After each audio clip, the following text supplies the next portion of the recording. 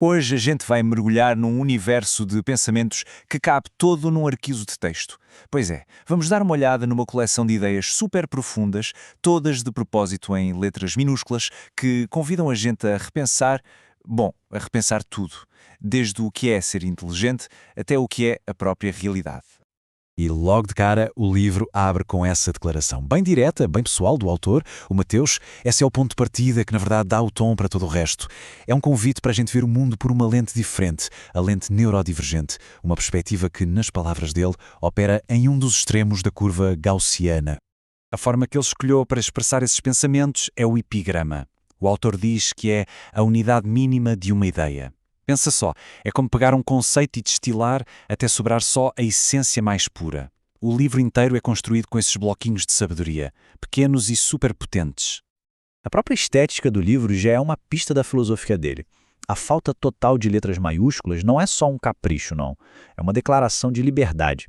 É tipo quebrar de propósito com a rigidez das regras para abraçar um fluxo de pensamento mais orgânico, sem hierarquia nenhuma.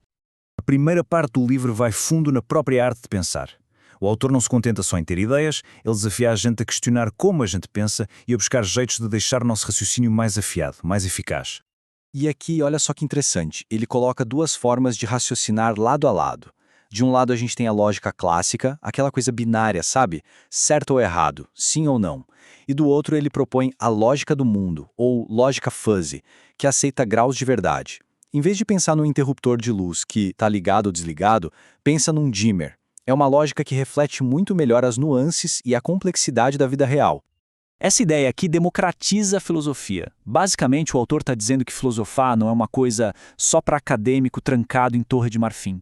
O simples ato de pensar de verdade sobre o mundo, sobre nosso lugar nele, isso já é, na sua essência, filosofar.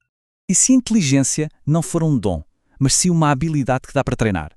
O autor nos dá um roteiro bem prático. Olha só, começa observando e lendo mentes brilhantes. Depois, tenta seguir o processo de pensamento delas e, talvez o mais importante, entende que inteligência é algo que se constrói com a prática. Ok, com as ferramentas do pensamento mais afiadas, o autor convida a gente a ampliar o foco. Agora a gente vai mergulhar nas reflexões mais malucas, no bom sentido, questionando a própria natureza da realidade, do tempo e da consciência. Aí ele vem com uma das perguntas mais fundamentais que existem. A gente mede o tempo, vive correndo por causa dele, mas o que é o tempo, de verdade? O livro desafia a gente a sair daquela percepção linear e olhar para ele de um ângulo completamente novo. E a resposta que ele oferece é tão poética quanto provocadora. Pensa nisso. O tempo não seria o tic-tac do relógio, mas uma medida da nossa capacidade de mudar e de se mover. Quanto mais possibilidades de movimento no espaço, mais tempo a gente teria. Uma ideia e tanto, não é? Do tempo, o autor nos joga uma pergunta que parece simples, mas que deixa a gente meio sem chão. A reflexão dele é um tapa na nossa arrogância. Pensar que o mosquito não pensa reflete mais a falta de pensamento humano do que a falta de pensamento mosquital.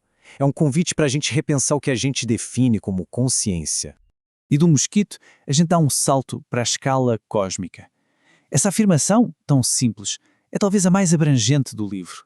Sugere uma visão meio panteísta, sabe? Onde o divino não é algo separado do universo, mas é a própria trama de toda a existência. E essa ideia mostra perfeitamente a amplitude do autor. Num instante, ele está contemplando o divino em tudo. No seguinte, ele foca no pixel como a unidade mínima da escrita. É um lembrete de que o profundo pode ser encontrado tanto no infinito quanto nos menores bloquinhos que constroem a nossa realidade digital. Ok, mas como é que essas ideias cósmicas se aplicam no nosso dia-a-dia?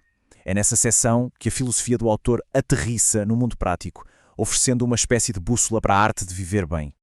Essa lista de delícias da natureza é simplesmente fantástica. Olha como ele mistura o simples, tipo rir ou amar, com o sublime, como conectar água de coco com mecânica quântica. É um exercício constante de encontrar o extraordinário nos momentos mais comuns da vida. Um elemento-chave para a felicidade, segundo o autor, é o flow. Sabe quando alguém está tão mergulhado numa atividade que o tempo simplesmente voa? Pode ser num esporte, na arte, no trabalho.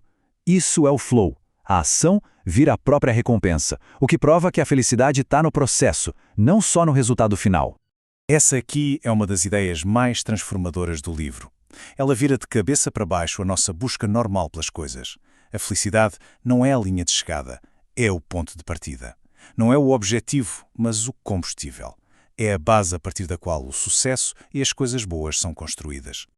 Essa ideia lembra muito a lei da atração. A crença não é só um estado mental passivo. Para o autor, ela é uma força ativa. Nossos pensamentos não só influenciam nossas ações, eles emitem uma frequência que, segundo essa filosofia, tem o poder de moldar a realidade que a gente vive. E, finalmente, esta análise volta para a sua origem, o poder das palavras. Para o autor, escrever não é só registar pensamentos.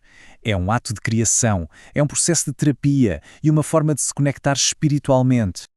Essa visão da escrita é profundamente pessoal. Não é só comunicação, é comunhão. É um ato que conecta o autor a algo maior, uma prática quase meditativa, onde o eu se encontra com o universo. E talvez essa seja a frase que melhor resume a filosofia toda do livro. Viver não é uma experiência passiva. É um ato criativo, uma arte que é moldada a cada momento pela qualidade e pela direção dos nossos próprios pensamentos. O livro nos deixa com essa pergunta que dá um nó na cabeça. É mais que um resumo da filosofia otimista dele. É um desafio direto, um convite para que cada pessoa explore o potencial que existe, talvez não no mundo lá fora, mas dentro da própria mente.